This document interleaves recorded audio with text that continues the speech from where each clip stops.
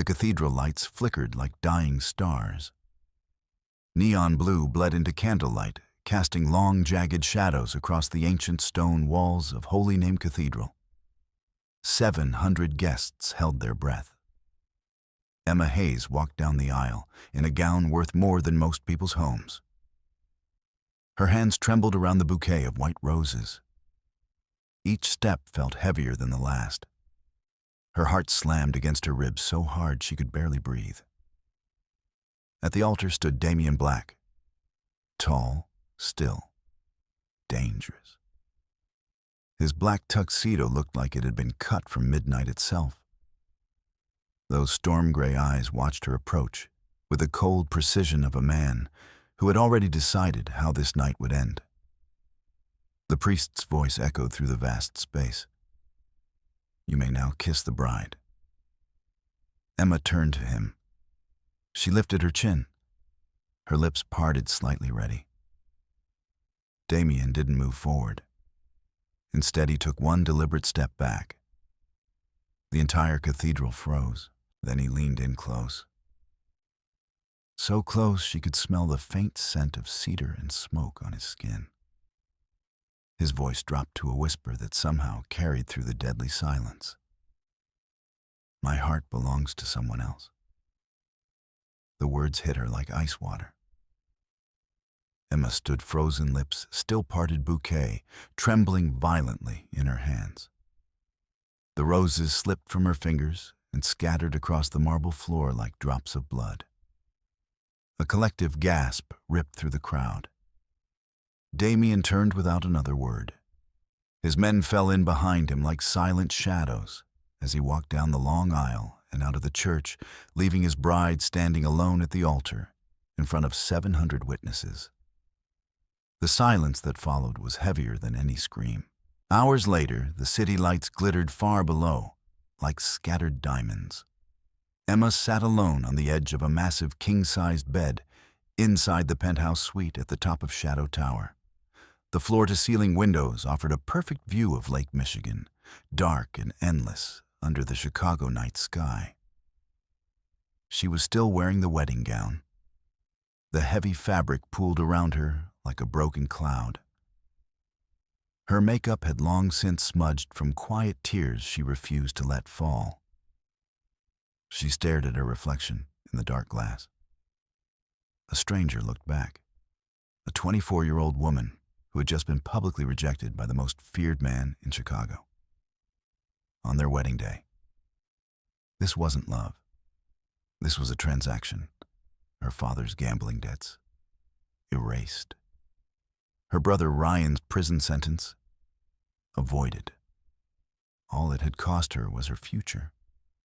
And her dignity. Emma closed her eyes at the echo of Damian's whisper still burning in her ear. My heart belongs to someone else. Who was she and why had he chosen her? Only to humiliate her in front of the entire city. She didn't know it yet. But that single whispered sentence was only the beginning of a much deeper story. A story about ice that could melt about walls built from grief, and about a woman brave enough to walk straight into the darkness and change everything. This is a story about what happens when a frozen heart meets someone who refuses to stay cold. It's about learning that sometimes the greatest strength isn't in protecting yourself from pain, but in daring to feel it anyway. The wind off Lake Michigan carried a sharp bite as the black SUV pulled up to the iron gates. Emma Hayes stepped out of the car, still wearing her wedding dress, the long train dragging across the gravel like a ghost that refused to leave. The estate was enormous. A modern fortress of glass and stone perched on a private stretch of shoreline hidden from the world. Cold, silent, beautiful in the way a blade is beautiful.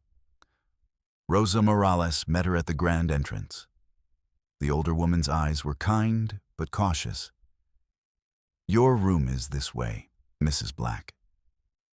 Emma followed her through long hallways that smelled of polished wood and expensive leather. When they reached the west wing, Rosa opened a set of double doors. The bedroom was breathtaking. Floor-to-ceiling windows overlooked the dark lake. A canopy bed dominated the center. Fresh flowers sat on the nightstand. But it felt empty. And Mr. Black, Emma asked quietly. Rosa hesitated only a second. His quarters are in the East Wing, ma'am, completely separate. Emma gave a small, bitter laugh that didn't reach her eyes. Of course they were. Days blurred into weeks. Damian was rarely home. When he was, he moved like a shadow through his own house.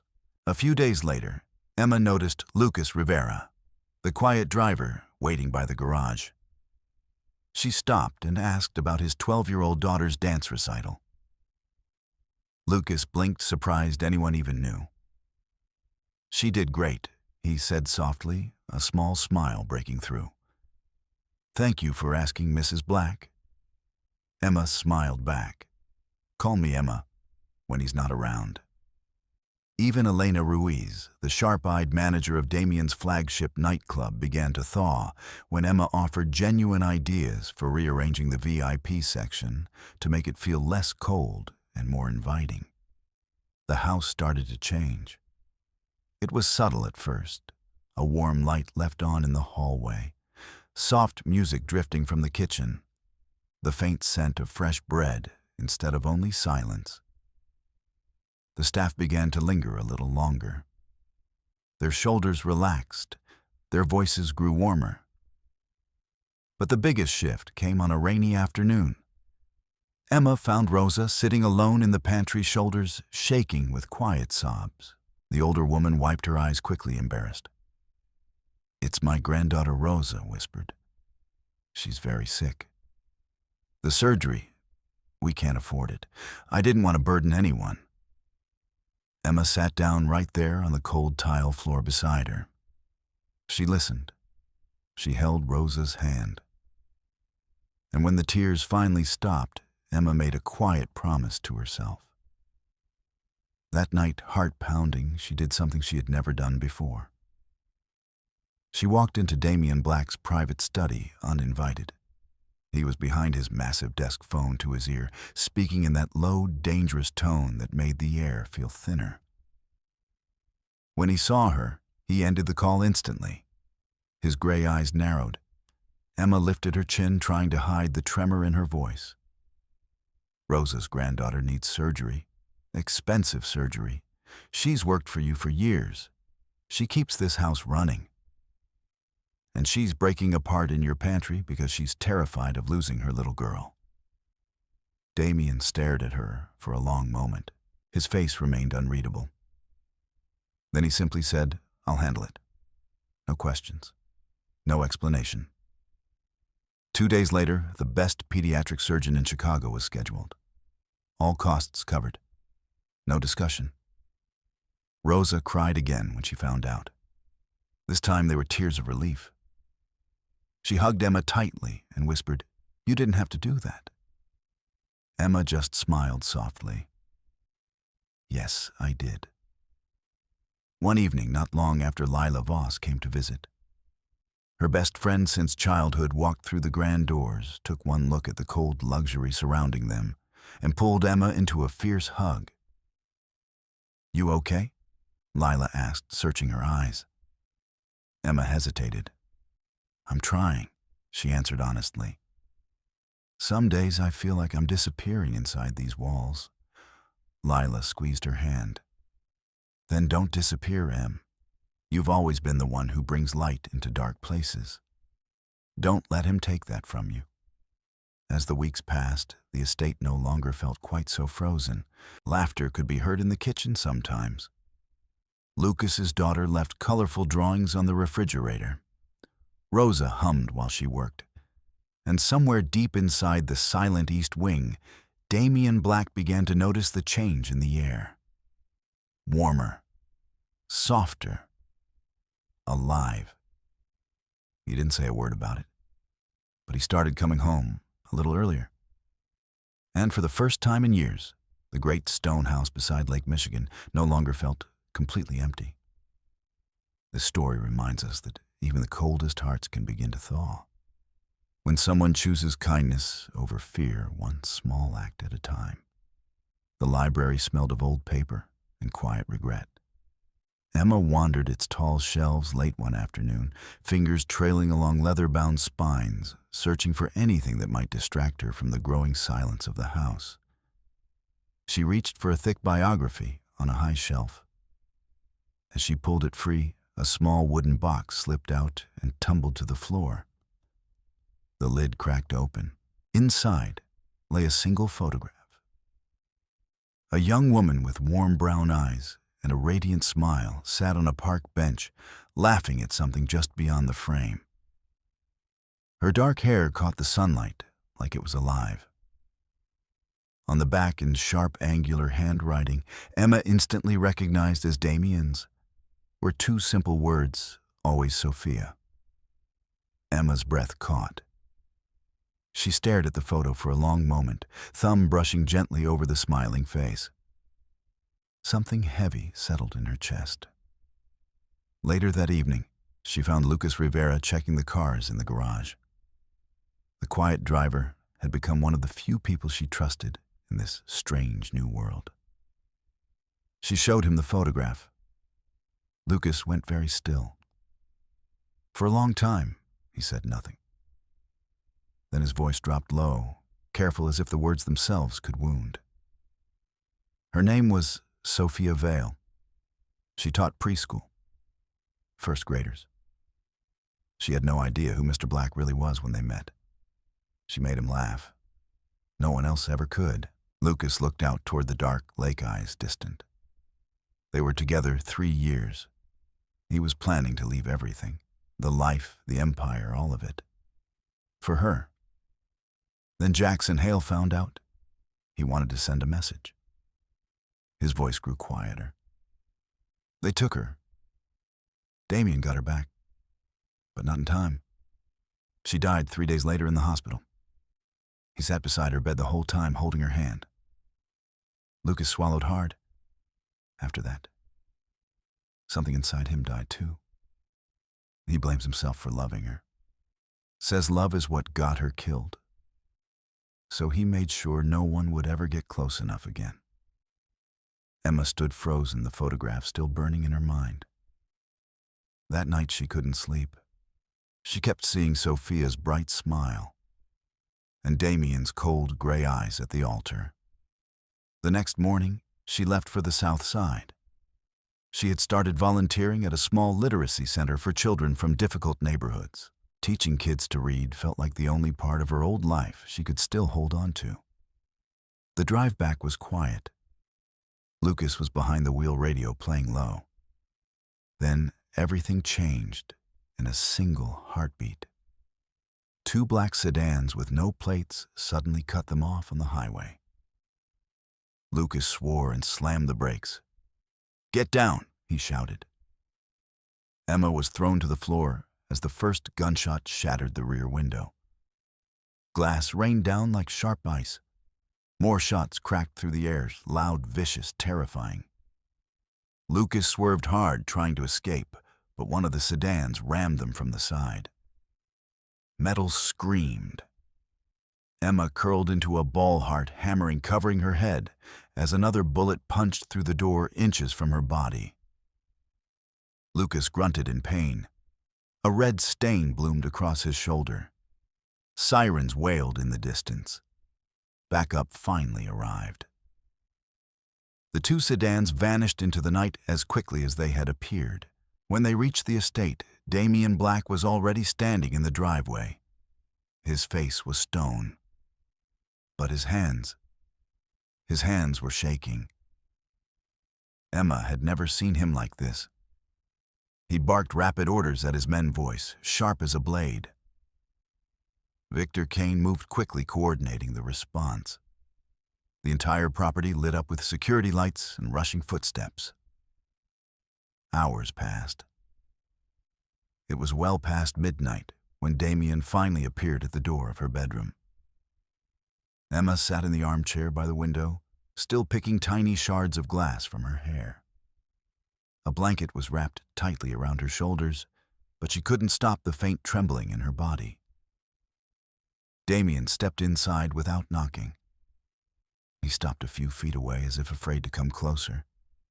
His voice when it came was rough, almost broken. "Are you hurt?" Emma looked up at him. For the first time, the mask had cracked. Behind the cold gray eyes, she saw something raw, something terrified. "I'm okay," she whispered, mostly. He crossed the room slowly and sat on the edge of her bed, closer than he had ever been. His jaw worked silently, fighting for control. "This is what I am," he said quietly, almost to himself. "This is the world I live in. People around me. They get hurt." He stopped. The words seemed to pain him. Emma watched him carefully. Her own fear was still pulsing through her veins, but something deeper stirred. She saw the man behind the legend. A man carrying 8 years of guilt. A man who had just realized that the walls he built to protect others might not be enough to protect her. Damian stood up abruptly, as if he had already said too much. But before he reached the door, he paused. Without turning around, his voice dropped to a near whisper. "I'm glad you're safe." Then he was gone. Emma pressed a hand to her chest, feeling her heart race wildly beneath her palm.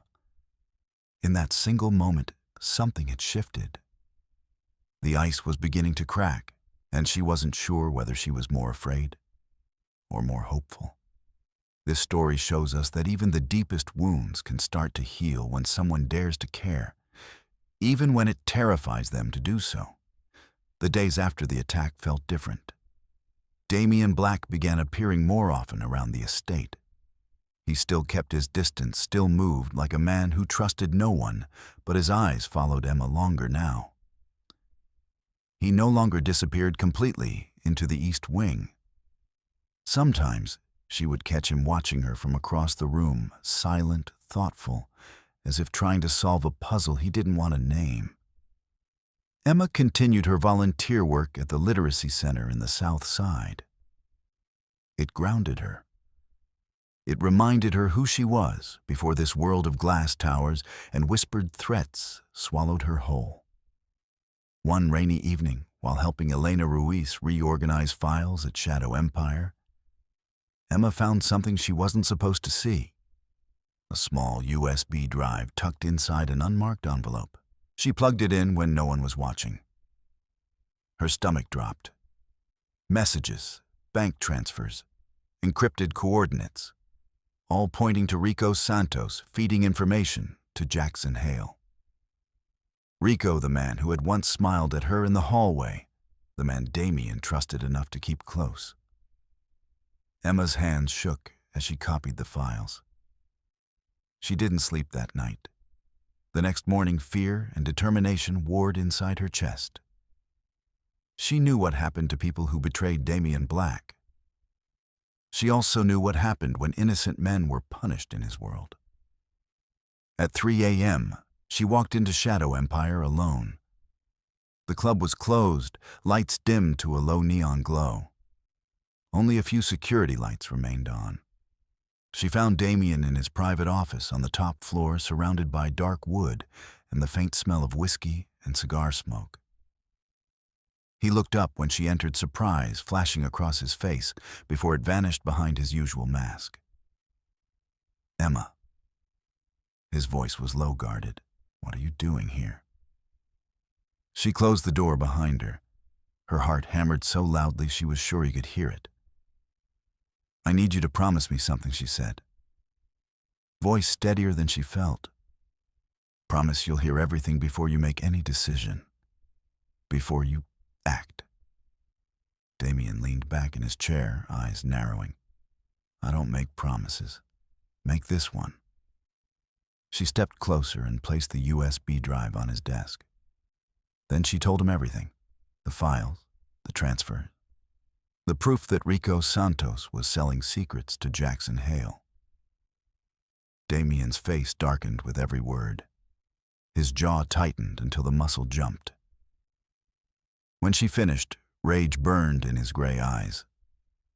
Victor was right to suspect someone close, he muttered, already reaching for his phone. I'll handle Rico tonight. Wait, Emma's voice cracked as she stepped between him and the door. It's not Victor. The evidence against Victor was planted. Rico did it to cover his own tracks. Damian froze. For one terrifying moment, the room felt too small, too dark. His anger was a living thing, dangerous and barely contained. He looked at her eyes blazing. You're protecting someone. I'm protecting you. She whispered, tears stinging her eyes. From becoming the monster you hate. If you kill the wrong man in your rage, you'll never forgive yourself. The silence stretched between them, thick and electric. Damian stared at her for what felt like forever. Something shifted in his expression. The cold fury cracked, replaced by raw surprise. And something that looked almost like respect. He slowly lowered the phone. Without another word, he made 3 quick calls. His voice was ice-cold controlled. Hours later, the truth came out. Rico Santos had been the leak all along. The evidence against Victor Kane had been carefully fabricated. Damian canceled every order. The danger passed. But the night refused to end quietly. Just before dawn, he found her on the rooftop terrace of Shadow Empire. The city lights sparkled below them. Lake Michigan stretched out like black glass, reflecting the first pale hints of sunrise. Emma stood at the railing, arms wrapped around herself against the cold. Damian approached slowly. He stopped beside her, close enough that she could feel the warmth of his body. For a long time, neither of them spoke. Then his voice came quiet and rough. I almost made a terrible mistake tonight. He looked out over the water.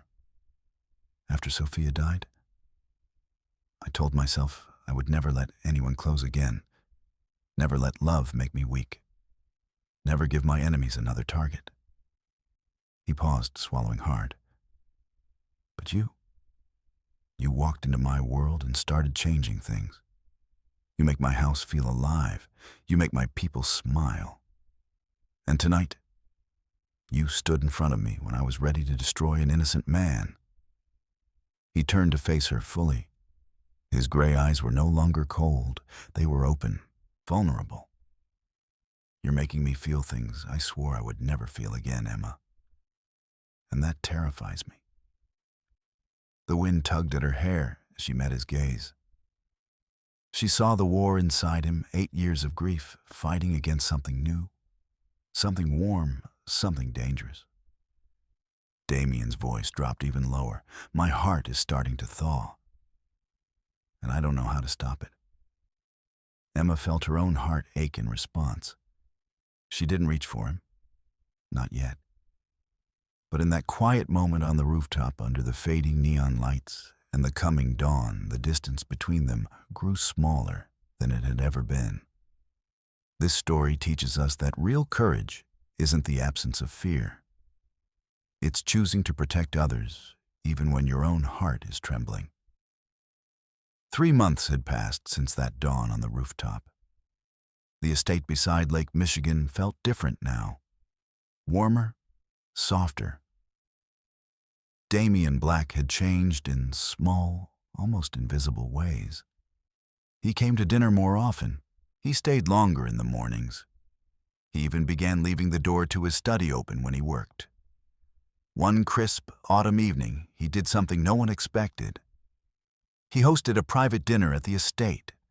Not a business meeting, not a power display. A real gathering.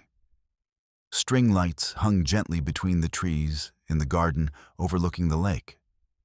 Soft acoustic music drifted through the cool air. The long wooden table was set with simple candles and dishes prepared by Rosa Morales herself. No security teams lined the perimeter. No guns were visible. Just the quiet laughter of people who had become more than employees. The guests were few, but they mattered. Rosa Morales beamed as she carried out trays of warm food.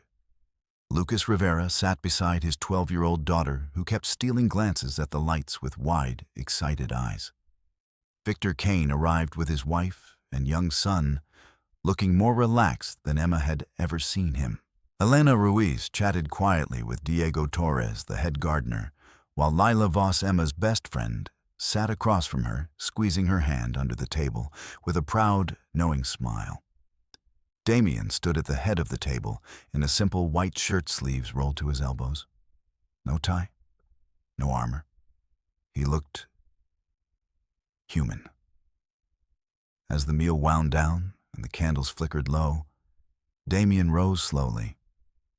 The conversations faded. All eyes turned to him. He cleared his throat, and his deep voice steady but carrying a current of emotion beneath it. "Most of you were at my wedding," he began.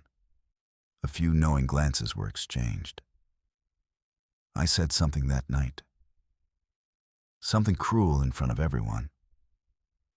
I told Emma my heart belonged to someone else."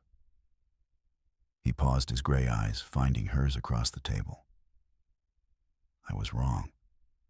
The garden grew completely still.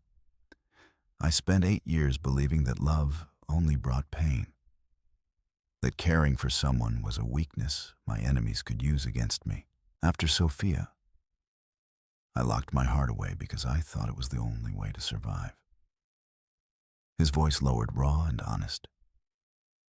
"But Emma walked into this house, and she changed everything. She brought warmth where there was only silence. She showed kindness to people I had stopped noticing. She stood up to me when I was about to make a terrible mistake. She reminded me that hiding from love doesn't protect me. It only leaves me empty." Damian stepped away from the table and walked slowly toward Emma. Every step felt heavy with meaning. He stopped in front of her, looking down into her eyes with a vulnerability he'd never allowed anyone to see. "Tonight, in front of the only people who truly matter to me, I want to say the truth." His voice dropped to a quiet, powerful whisper that still carried clearly through the night air. "My heart belongs to you, Emma. It has for longer than I was willing to admit. And this time, I'm not afraid anymore." Tears welled in Emma's eyes. She stood up slowly, heart pounding. For the first time, she reached out and placed her hand gently on his cheek. Her touch was soft, trembling slightly with emotion. "Damian," she whispered, voice thick with feeling. Then even softer so only he could hear. "Your heart is safe with me." He leaned down. Their lips met under the soft glow of the string lights. It wasn't the kiss of duty or obligation. It was slow, tender, real. A kiss between two people who had finally found their way through the darkness. Around them, the garden erupted in warm applause and quiet laughter. Rosa wiped tears from her eyes. Lucas's daughter clapped with delight. Lila cheered softly. Even Victor Kane smiled, raising his glass in silent respect. They had all watched Damian Black live as a shadow for years. Tonight they witnessed him come back to life. Much later, when the guests had gone and the lights had dimmed, Damian and Emma walked down to the edge of Lake Michigan. The water lapped gently at their feet. The moon painted a silver path across the dark surface. He wrapped his arms around her from behind, resting his chin on top of her head. For a long moment, they simply stood together, breathing in the quiet night. "I'm going to step away from some of it," he said quietly. "Not all at once, but enough. Enough to build something real. With you." Emma turned in his arms and looked up at him. "You don't have to do it for me," she whispered. "I'm doing it for us," he replied, his voice rough with emotion. "Because for the first time in 8 years, I want a future, not just survival." She smiled softly and rested her head against his chest, listening to the steady beat of his heart. A heart that had finally thawed. a heart that now belonged to her. This story reminds us that true love is not a weakness. It is the quiet strength that brings us back to who we truly are. Finally, let me send my deep thanks to you. Thank you for listening and for allowing this story to speak to your heart. The Wild West still holds countless truths, some painful, some tender, all worth remembering. Stay with us, subscribe, comment, and invite others to discover these untamed stories. From our hearts to yours. Thank you for being part of this journey.